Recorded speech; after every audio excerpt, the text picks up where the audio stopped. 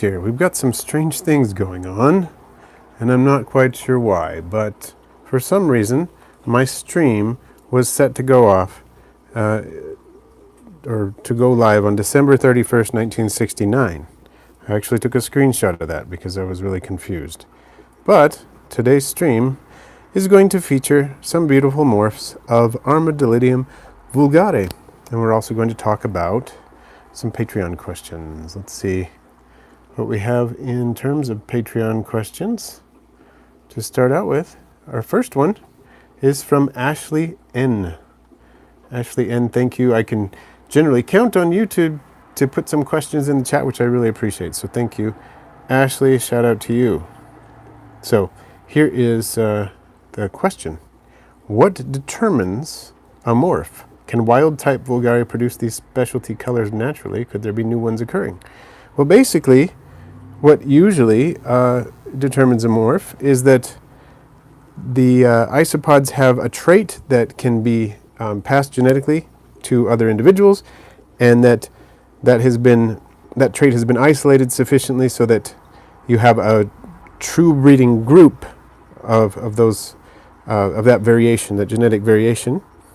And wild-type Vulgari has produced a lot of these naturally. This, in fact, is not a morph, but a locality. And a locality is when it naturally, there's variation like this that naturally occurs in a particular area, can be regularly found in that particular area. So it's kind of like a naturally occurring morph, I guess.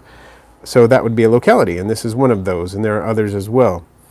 Santa Lucia is another one. And so could there be new ones occurring? Definitely.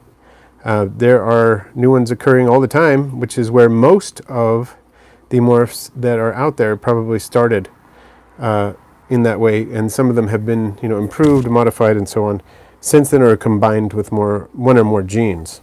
So hopefully that answers the question. I think it's a great question. So let's see. We've got Sunbeats and Sean Meister, Drowned Snail. Welcome. Keeping albino, also zebras. My albino keep dying. So are these Armadillidium species albino? Because that one I haven't had. I do have the T negative albino Armadillidium Bulgari, so let me know which one it is. Eileen O'Donnell, hello.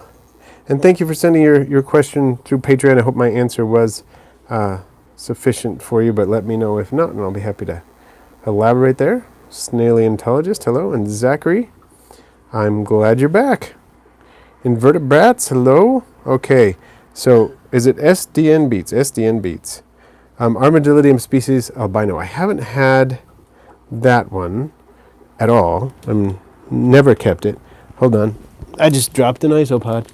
I didn't realize it was crawling on me, but it was. I'm going to pick it up and put it back. There we go. So, let's see. You're saying, you had another question though. Zebras are really pretty easy for me in that you just basically make sure they have a good humidity gradient, feed them well, give them lots of places to hide, and plenty of leaf litter, and they'll breed generally. So hopefully that helps. Let's see. Justin, hello. Herr Wade, hello. Crystal too. Jamie. Cool. Okay. So I'm looking at SDN Beats. Keep my zebras dry with about 1-inch cocoa fiber. Keeps drying out quick, some die. Okay. Well, I would definitely suggest putting a mossy spot in one side, because cocoa fiber will retain moisture fairly well, but once it dries, it really dries and is not going to retain moisture as well as the mossy spot. Also, that substrate, if cocoa fiber is your base substrate and your main substrate, they're not going to get all the nutrients that they really need. So I would say definitely put a lot of leaf litter on top if you're not doing that already. But if you are, you may want to consider just changing to a slightly richer substrate than just cocoa fiber. Hopefully that helps. Oh, Jamie, you got pet millipedes. Awesome. Which species? So Eileen, excellent. You got 8 Monkai of the Montenegros. That's great. How long do they take to become adults? It depends on temperature, depends on food and so on. But you'd probably get them to approximately reproductive age in maybe 6 to 8 months, something like that. So, SDN beets, had them breeding, give birth to about 30 babies, can't see the babies anymore. Babies do desiccate pretty easily. And so it is possible that you lost some that way. And if you will make a mossy spot, that will help. And Gemma, you're back. Nice to see you back in the stream. That's awesome.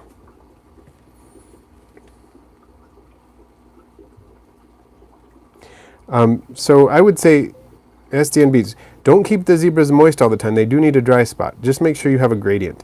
Have one side of the enclosure where it's always moist with the moss, preferably, and then one side where it's drier. And let's try that.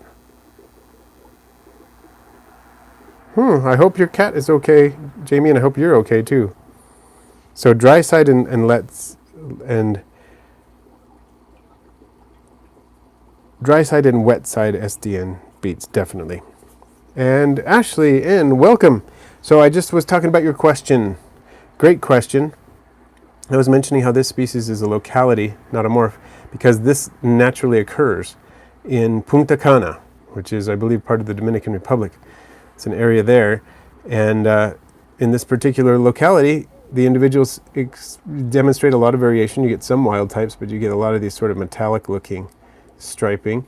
And then a morph is basically when the genes, there is a group of isopods that are true breeding based on genetic isolation that's occurred unnaturally with a morph. And that, if it is able to be reproduced, it's true breeding, then it's considered a morph.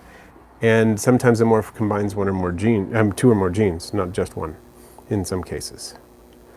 Yes, Frank, Punta Cana is awesome. The greenish yellow, yeah, that looks pretty cool. So Jamie, that is cool that you rescued that snail. I hope it's doing okay. And one thing about Armadillidium Bulgari is that the young ones will often have a lot of variation in most populations, but in those populations, the adults will tend to kind of drab out. They'll either just turn all the way gray, or they'll lose most of their spots, something like that. But a few localities don't. Oh, SDN, you have yellow zebras in your colony? That's so cool. And I've never been lucky enough to see any of those. So, crystals, pets, and plants. Wild caught isopods. Well, let's see. I don't have any individuals right now that are wild caught, but I'm going to show you some other isopods. I have individuals descended from wild caught populations. Let's take a look and see how the night golds are doing. Hopefully well. The night golds are descended from a wild population I discovered in a canyon near my house. And I've been line breeding them. So that's a little bit different from a single gene recessive morph, of course. These are the night golds. So they tend to have really high coloration. Not all of them do, but you can see some of the ones we're looking at do, and I've been culling them for a few generations to get that to show up. So also my population of wild type Porcellio it descends from wild type stock. So does my population of Silisticus convexus, which I collected in my backyard, and my population of wild type Oniscus ocellus come from bugs in cyberspace. So those were wild caught originally, but none of the individuals I have now are wild caught. They're all descendants of those. All right, Gemma, that's awesome. You got the slings emerging. Homes for about 10. That's awesome. So Eileen with the mango seeds. Yeah, I've done that too, and they really do seem to like the mangoes. I've never seen them do anything to the seeds per se, so let me know if that's what you see. You see that happening. See, that one almost looks like an Armadillidium gestroid, but that is just an Armadillidium Bulgari night gold. Zebras, we can do some zebras if I can fit them on the table. The bins are bigger, but we'll see what I can do. So Jamie, you found some Nazatum. They do tend to mix a little bit with the Bulgari in some places. Not in my area. I don't ever see both. I never see Nazatum in my area. I've never actually collected it. But I can probably fit my small bin of zebras over there. I don't think I can get my big bin of zebras over there. A lot of stuff, but I can get my small bin of zebras. So let's take a look at the small bin, sometimes referred as the backup zebra bin right here. Here we are, a few little zebras in here. I've actually sold a lot out of here, so there aren't as many as there once were. Probably should replenish it because I'm sure we'll find some more in here. Oh, there's a lot of them over here in the moss. Probably a little thirsty. I should make sure that they get hydrated. When you see a lot of them over in the moss, that's usually a sign that things are getting a bit dry. Too dry. So I'm going to give them a bit of a drink here on the mossy side. Because generally there are just hundreds and hundreds in here, but I have sold a lot of them off recently. They're popular with good reason. So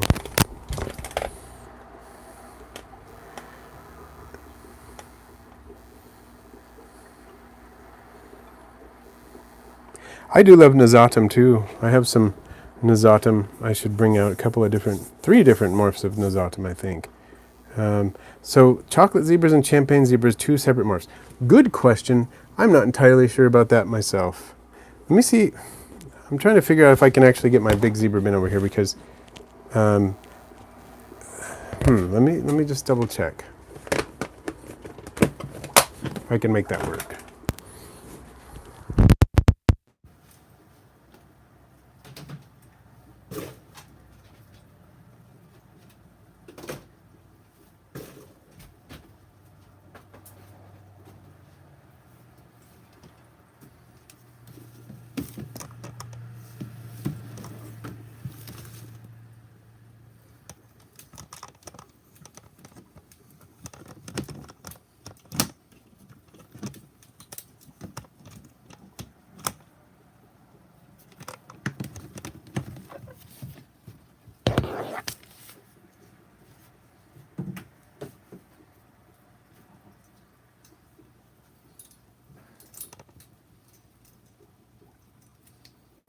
I'm back, and here's my bigger bin of zebras. Let's see what we got under here. Got a few there. They're wandering all over the enclosure, but there's a few. You can get a good look at them, hopefully. Looks like there are a lot in the moss hydrating. Let's see.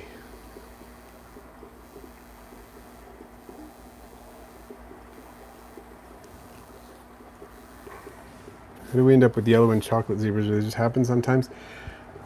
Zebra genetics are still a little confusing because, like Oren McMonigal says in his book, a lot of different varieties have been showing up for a long time, but trying to fix them has been a little bit trickier than it has been in some isopods. So we're not actually sure about all of that. But it's interesting. I've had chocolates pop up in my bin. As you can see, there are some striped and some spotted in here. And I do try to take the spotted out and put them in a separate bin. Yeah, they just seem to show up in colonies a lot. But for example, mine, it throws a few chocolates once in a while, but it does not seem to throw any yellows. I've never seen yellows in my bin.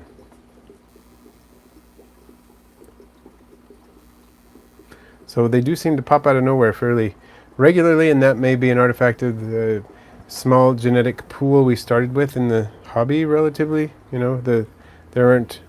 Most of the zebras are descended from individuals that we brought into the hobby not long ago. So that may have something to do with it. So isopod, changing the substrate is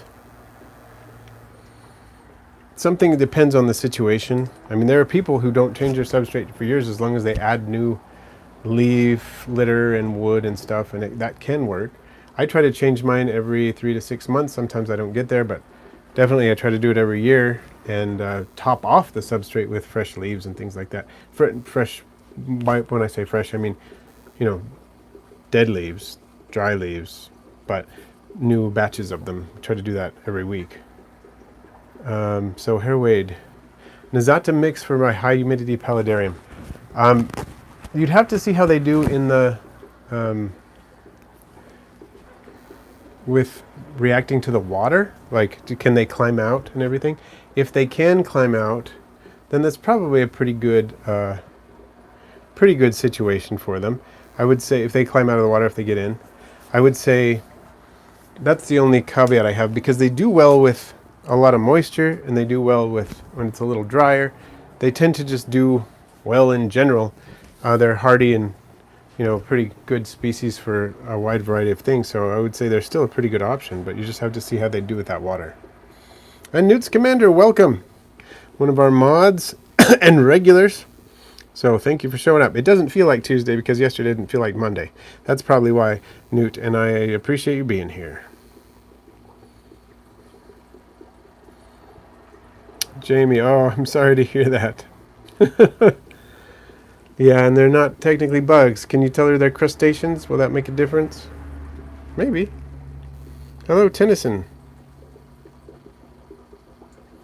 And just bugs, yeah, the common ancestor of all these creatures, microscopic specks.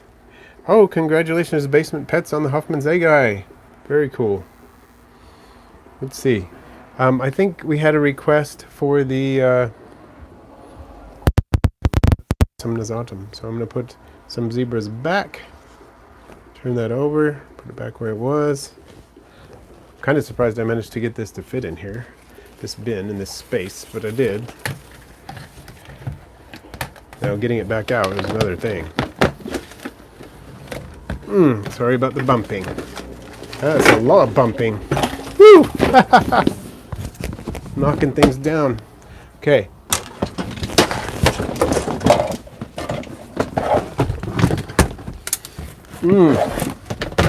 Sorry about that. We're going to look at a few of the Nazatum morphs. Apologize for the break there. And you're looking at nothing but blank space there. Let's see what we got.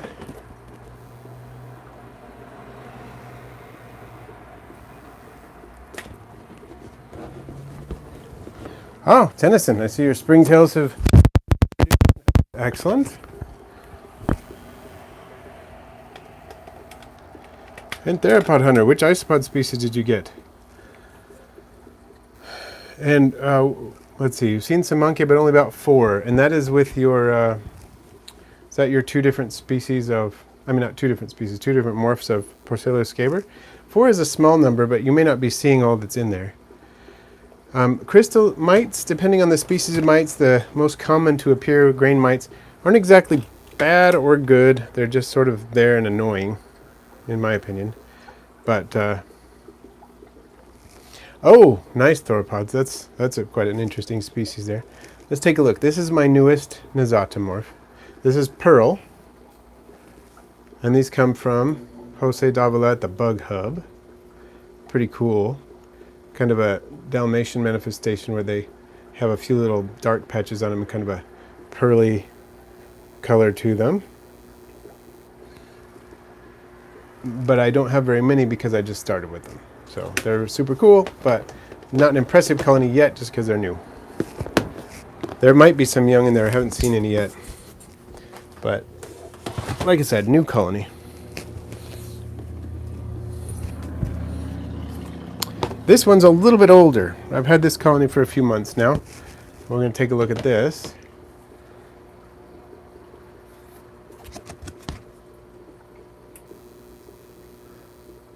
So, Newt, you have a ton of Nazatum in your backyard. That's interesting.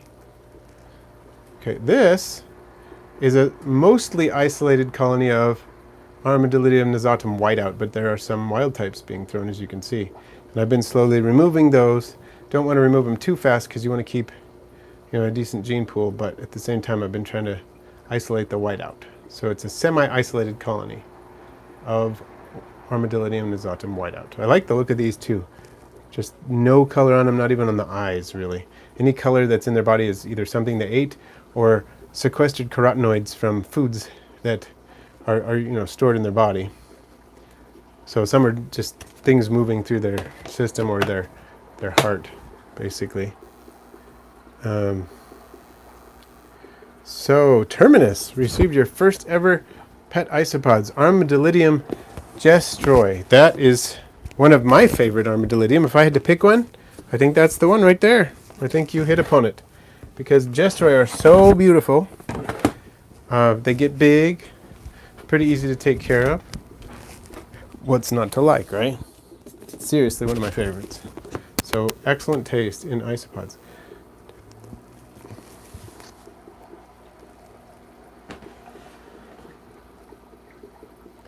So SDN,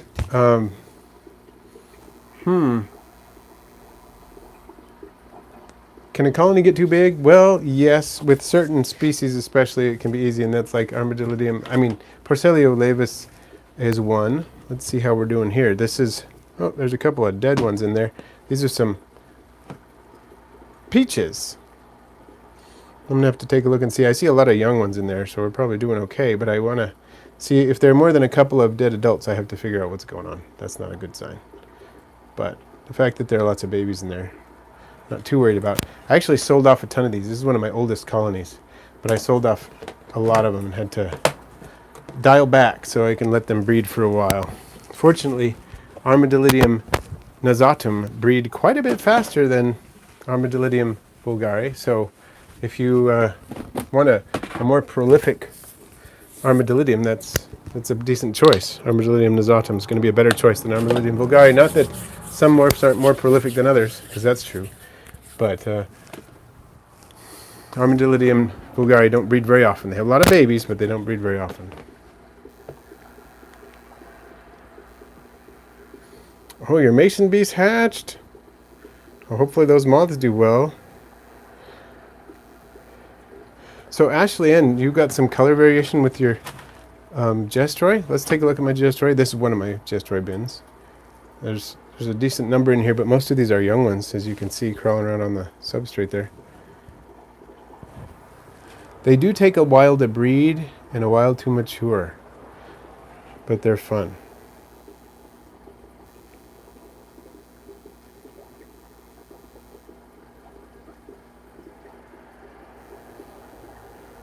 The awesome octopus.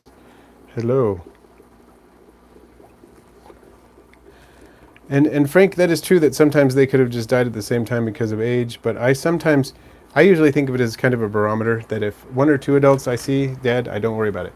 More than that, I just need to kind of double check, because it could be, could be age, could be various factors, but it could be a pattern that I need to worry about, potentially. So I do, just kind of take a second look if I notice that.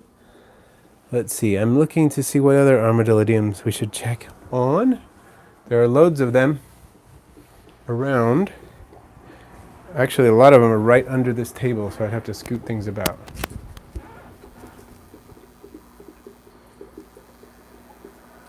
So Gretel, it's a good minimum size enclosure for a new Gestroy enclosure of 10 or so individuals.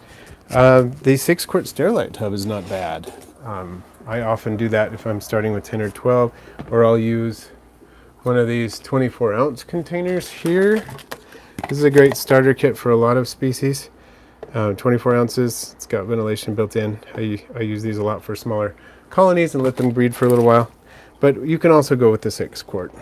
I just wouldn't go a lot bigger than that for a new colony. Oh, what am I looking at here? Oh, these are I'm doing Porcellio now all of a sudden. My Flavomarginatus.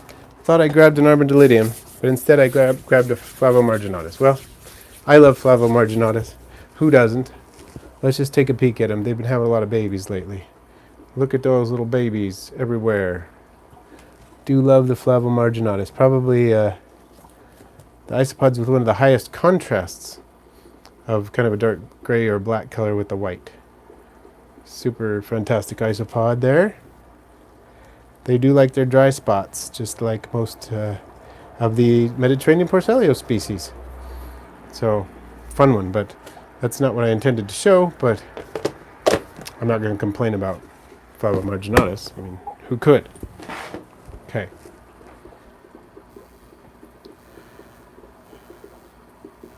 Okay, going back. So, Ice Yellow I'm not sure how to say your name, but what isopods would you recommend that could live with mourning geckos? I have used the dwarf purples. They seem to do okay, and the dwarf striped. They seem to do okay as well. Isopods, the Porcelia scaber seem to be eaten. So those are a couple of suggestions that I've had success with. Also, zebras to some extent. I've had some of them survive, and with the... Oh, look at this. These are my Japanese magic potions.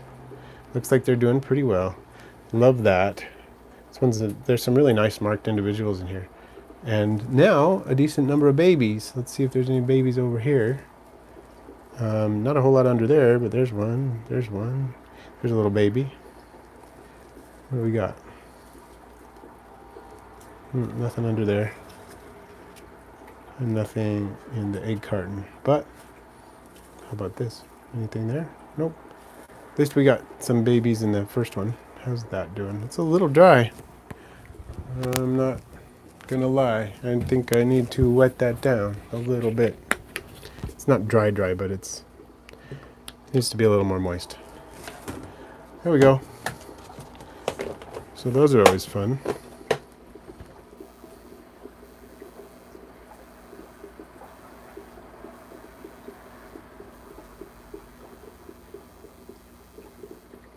Oh, so actually some of them have white spots and graded brown skirts. Okay, that's cool. I've never seen any gestroi with the white spots. That's pretty neat. Porcelia scaber ghost. I've heard of them. I don't have any, but I've heard of them. And Jamie, leopard gecko. Good choice. We've got a leopard gecko. They're a great reptile in terms of they're low maintenance. They're just kind of they're fun. They're easy to handle. Good option.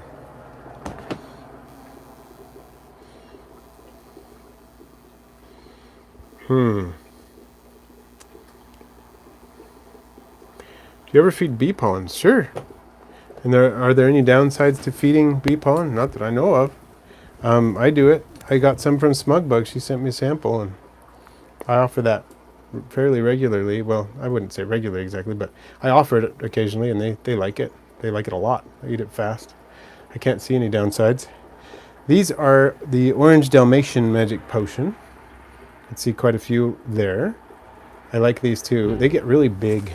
I think they might get bigger than my Japanese line. At least the individuals I have, the adults, are larger. And they appear like they might be a little bit more prolific than the Japanese line. Not certain about that. But so far, they seem to be pretty prolific. Congratulations on your USA magic potions reproducing invertebrates.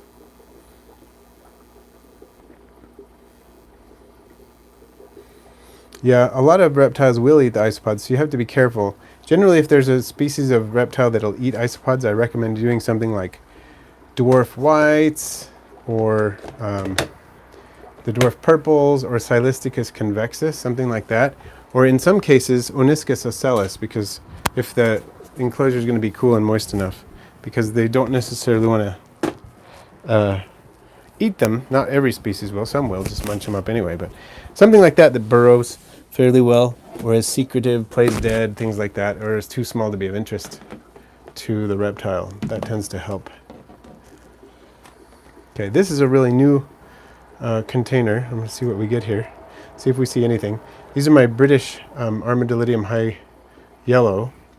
Armadillidium Bulgari high yellow, but I don't see very many in here because I just started. There's an adult. Some of them, it's kind of like the Punta Cana. It's like a yellow version of the Punta Cana from Britain, sort of. And so some of them look normal, and some of them look a really interesting sort of high yellow. You can see this individual looks a little bit like a Punta Cana. It's a young one, so you can't tell as much. But I just moved them to this colony, so there's only a few in there. Not going to be terribly visually exciting, I suppose, just because they're not very active. Let's look at these. These are a fun one. These are like butter. They look like butter. That's what I think of when I look at them anyway. And oh, Ashley, allergic to the bee pollen. Yuck.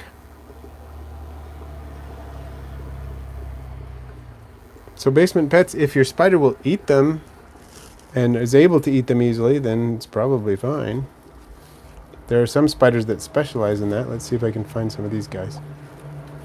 Oh, there's some. There's a big adult right there.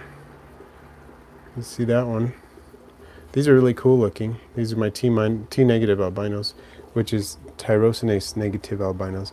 And they get big too. I mean, they're big ones. These are big boys and girls. Big isopods for this species.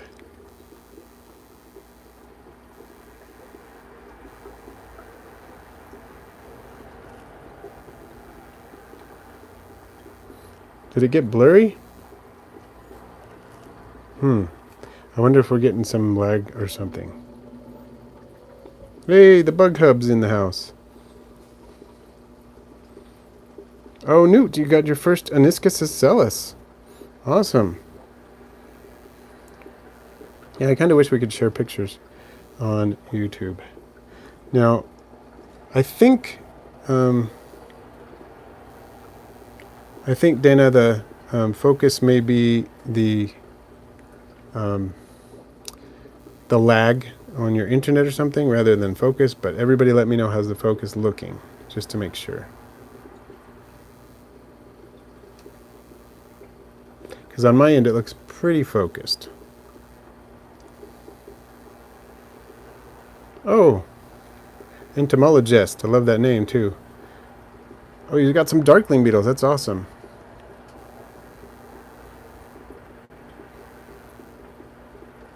Oh, Gretel, awesome. You got some Silisticus convexus Ukraine pied. And Gestuary ornatus, also excellent. I'm glad my recommendations are helping. Love that.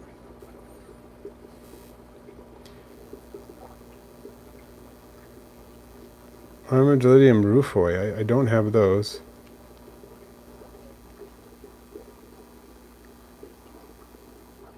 Okay, so the focus seems okay for most people, so sorry, Dana, if the focus is not working on your end. It must be something going on with your connection or something like that. Okay, thanks everybody for letting me know. It's always good to know. I do like to know if I'm having trouble, so I know if I need to fix it. So thank you for checking in on that. Okay, I'm going to put these guys away here. Oh, so Frank, remind me what the VP line looks like. Which one is that?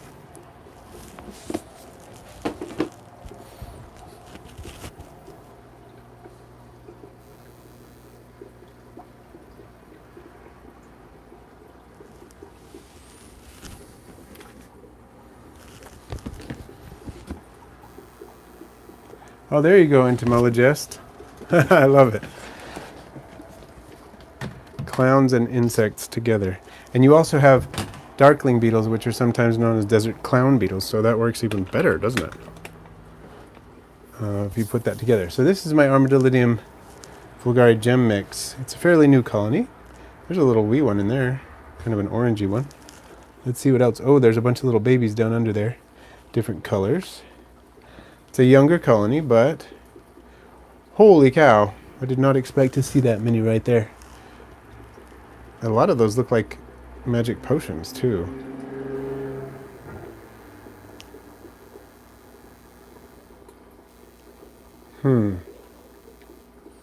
Wow.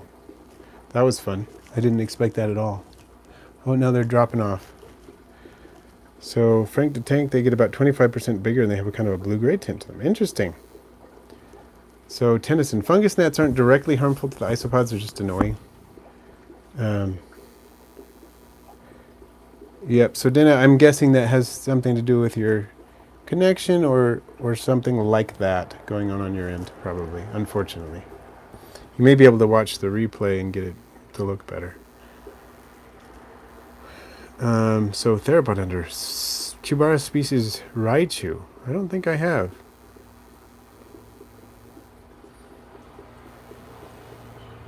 Oh yes, the bug hub. This is one of the enclosures I put the vents on. Like these. These are from the bug hub. So if you haven't checked out the bug hub, these are the vents. I did a video on these vents. I can't. The angle is tough to show them, but They're really nice vents that are very customizable that he sent me, so you can check out thebugcub.com if you want to try these out. I like them so far. I've been using them for a while. Okay. Oh, Chappie, maybe we should, we're getting some more likes. That was a good thing to bring that up. We got 19 now. Oh, Finger Lakes Feeders, that makes sense. He's like, got some really cool stuff going on with his Oniscus ocellus. He's got lots of that species in different morphs. Very cool. Oh. Sorry, I just dropped my mic. I stepped on the wire and it just fell off. But we're getting some like spike going on, yep. So Basement Pets, do you have any tips on growing a small pet-based channel similar to yours? I would say, just like with any YouTube channel, one, you got to be consistent, and you got to keep to what you're doing. So my idea when I started this channel, I was going to do aquarium and vivarium pets. I started out more on aquariums, but then when I decided to branch out a little bit, it was going to be aquarium and vivarium pets, and that's what I've stuck with pretty much, and seems to work. Make sure you're being consistent in uploads, and those two things, those are the most important, really. Stick with what you decided you want to do, and then just keep doing it.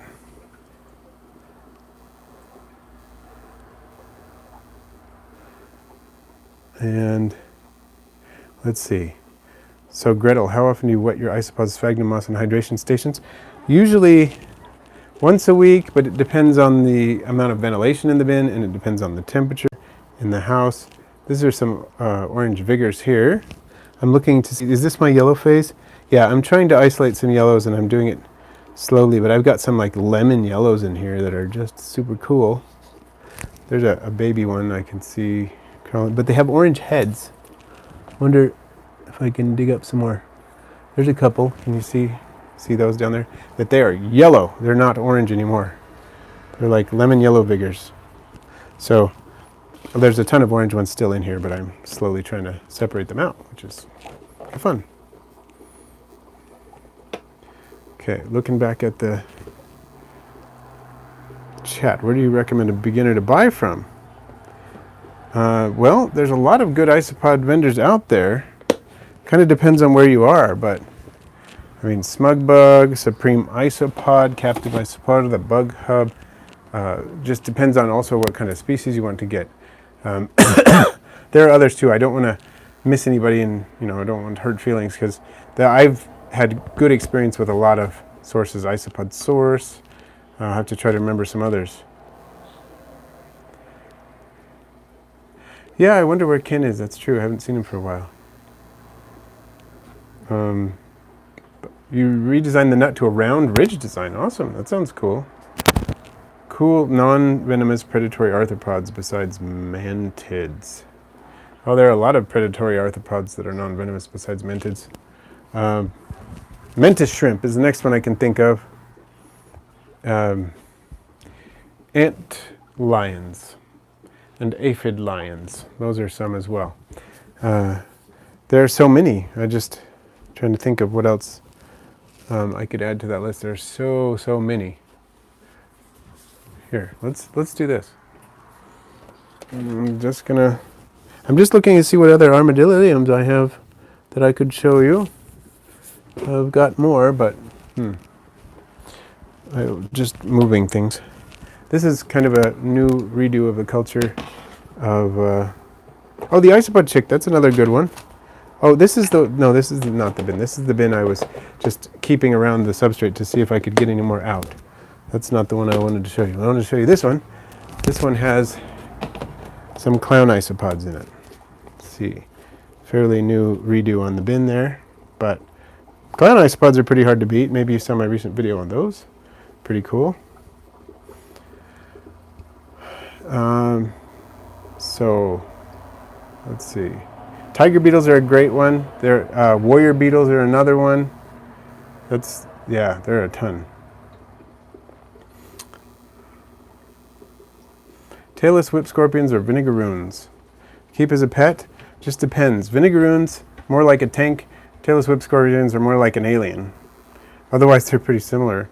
The tailless whip scorpion is going to spend less time on the substrate and more on a vertical surface.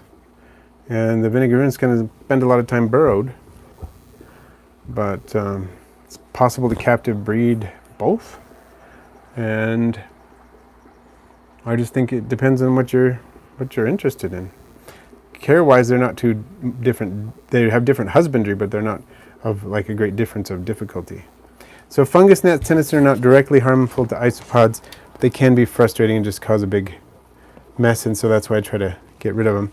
I actually got some rove beetles that are predators on fungus gnats, and I've been trying those out. I got them from Kyle at Roach Crossing, and I do think it's making a difference. I think the population's growing, and it takes some time, but it's pretty cool. Okay, let's see. We're going to look at a species that's not an Armadillidium, because why not?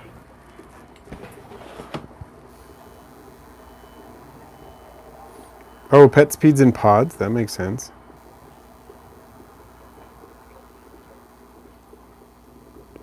Dragonflies. I've heard that that's tough to do, but Armadillidium granulatum red phase. No, but I would love to have that species. That sounds awesome.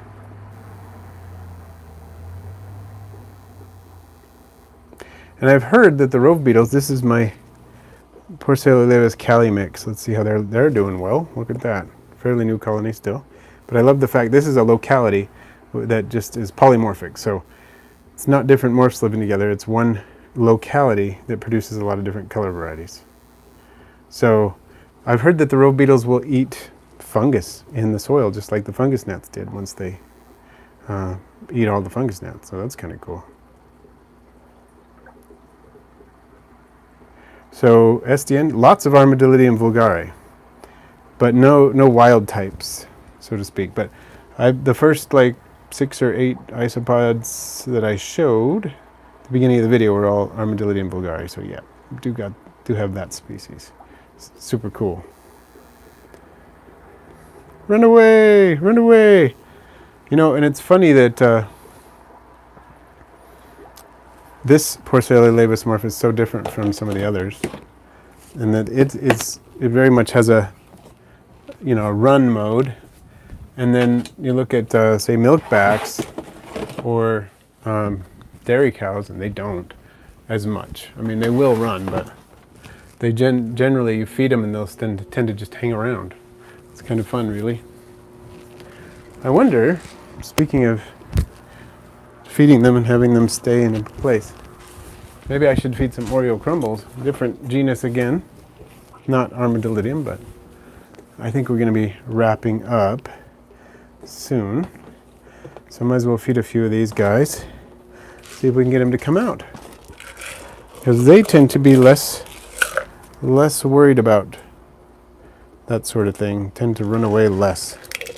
These are my Oreo crumbles. Let's see what they do as we wrap up.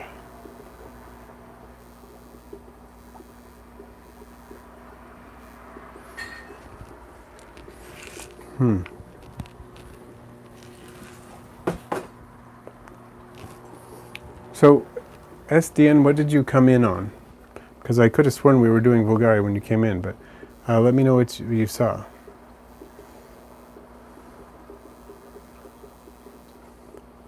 Isopods in my area are starting to develop what looks like flippers on the last pair of legs? That's weird. So Newt, Dinocyrus.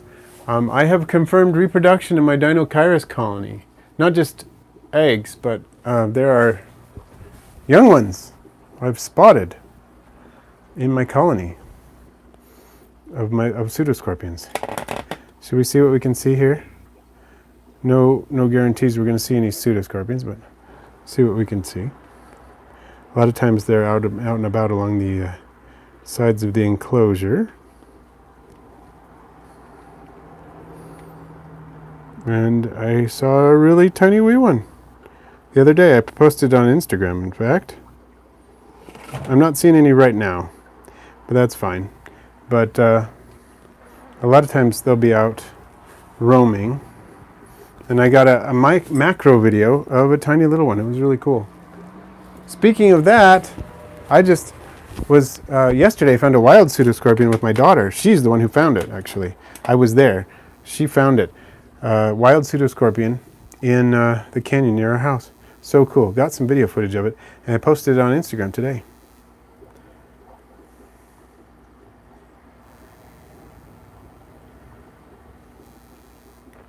So Tennyson, I don't have any of those particular varieties, the marbleized or the scabbard lemonade or orange ember.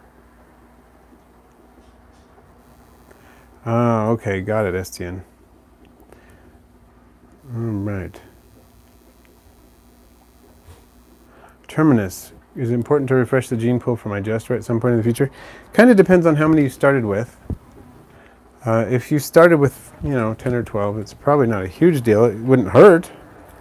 Wouldn't hurt, but it's probably not a big deal. Here's some orange crumbles. Let's see if we can get them on that food. See, now that I dump the food onto the ground, some of them are already on it, which is kind of fun. Such eager eaters, this species in whatever color variety. One of the best go-to species for a bioactive enclosure. It works in almost any setup. So they're pretty cool. Oh, Jamie found a baby in his autumn. That's awesome. See, these are everywhere. This colony, I've already split it, and these orange crumbles are doing pretty well. So I've got another 6-quart tub with these guys in it, and I want to upgrade it soon.